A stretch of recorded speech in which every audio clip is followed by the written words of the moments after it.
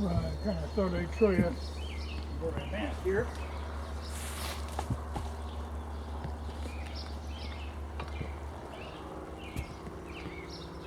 This is the tool shed I had planned on building when I started putting these posts in last fall. And now I'm kind of getting it squared away and getting the side pieces put on. What it is 12 by 12. There'll be a door there, 2 windows there, 2 windows there. The intention is to move this cook stove over into this position once I get that far along. Though eventually that stove will probably go into the cabin and I'll use a different stove here. But I need a stove in here not only to heat the place but also to heat water because my wash machine is right there. So it'd be easy to get the hot water over to it. Or like I say, I could rig up a water heater and it could actually tap in from the outside to get the hot water out. But these are 7 by 7 oak pine tar. Down, they go 3 feet down in the ground. And I will be going with an 8-foot sidewall. This is on here just temporarily, it's holding things in place, but these are I'll be putting one of these down below, then another one at the bottom of the window height. But they're the 2 by 6s I was cutting out of oak earlier this winter. But I thought I should show you kind of where I'm at now, because it's going to proceed along fairly quickly. Because I've needed this, my regular garage is quite a ways away. And I'm building the cabin right over here, so I got my tools over here all the time, and it's just a nuisance running them back and forth. So I really needed something in this area where I end up tarping things every night, which is what I've been doing. But then the tarps can blow off, well then you got a mess. So this works out better.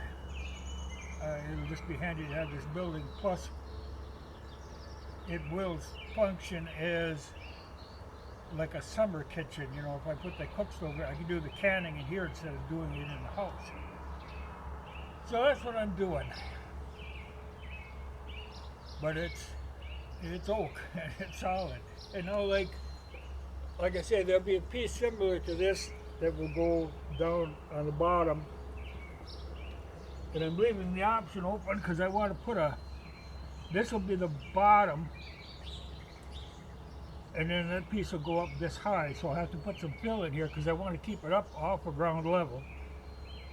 And I'll fill it. I got really good, underneath here is really good clay.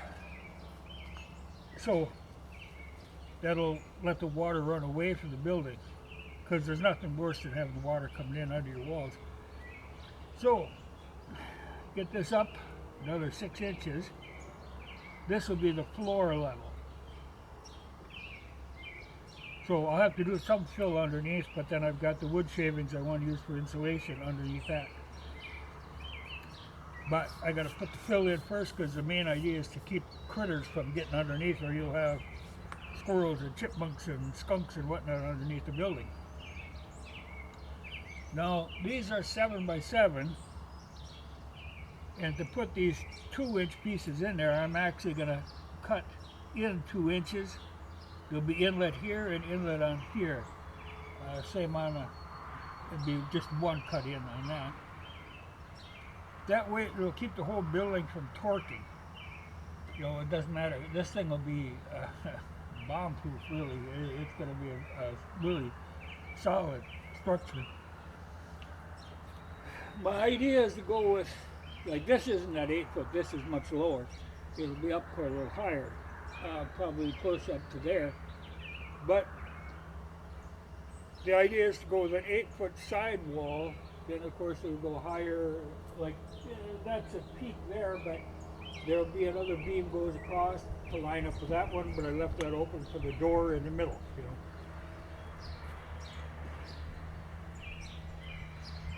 But that'll give it a lot of stability. But that's what I'm doing now is lining things up. You know, I've got my four corners squared away. These other inside boards, posts aren't even tacked on. Well, this one I tacked on because I got it where I want it. But the other ones are just there now so I can line things up. But I run a string all the way around at the level that I need.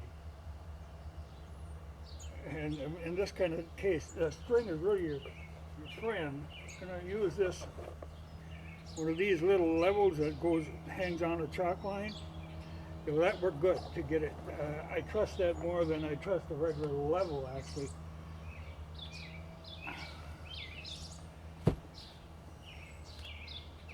But it's coming along. But the idea was an 8-foot sidewall I could use as an option, because I'm going to be putting the roof will be tin. You can buy that galvanized corrugated iron that you see on all old buildings. I mean, it's an old thing, it's been around forever. But it comes in 8-foot sheets. And it's probably your cheapest option for a building. Now that's the intention for the roof, which is why I go 12 foot, because then the slope will be this way and the 8 foot will cover me. Though in all likelihood I will make an additional shelving area over this side and the other side, kind of an open porch area, so I can keep stuff under cover. But if I decide to go, you know, I'm leaving it open, I always, these things kind of evolve as they go along. I could do wood sidewalls, or I could go with that corrugated iron. But like I say, that is 8 foot. So, you know, I'm looking, yeah, that's supposed the height will be is up there. Which is enough, you know, an 8-foot sidewall is enough. Any higher, unless you're going to put a second story in, which would be foolish on a 12 by 12 building. So it's nice to have a storage area and rafters up above, but any higher, then all your heat goes up there and it's just wasted anyway. So I think this is going to work, and it is going to be one solid building. It's all I could do to lift these. I had to use the tractor loader, of course, to put those in, but a solid 2 by 6 of oak is an amazingly strong thing. It's heavy. But now, like I say, I'll inlet these all the way around.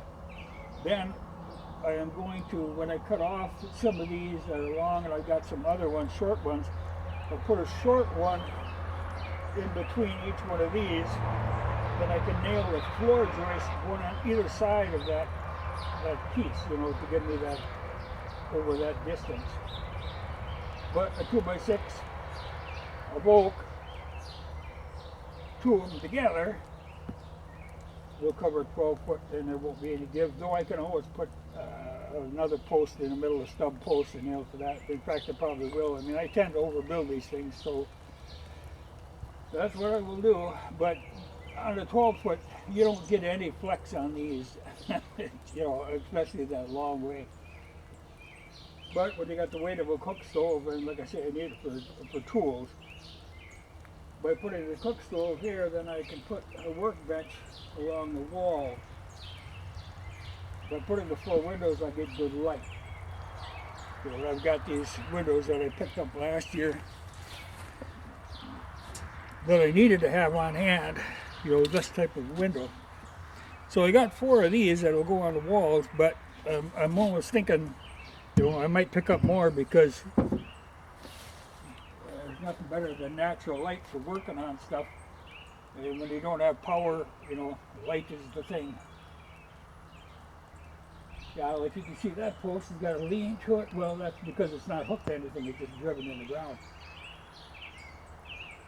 I've been fudging them around.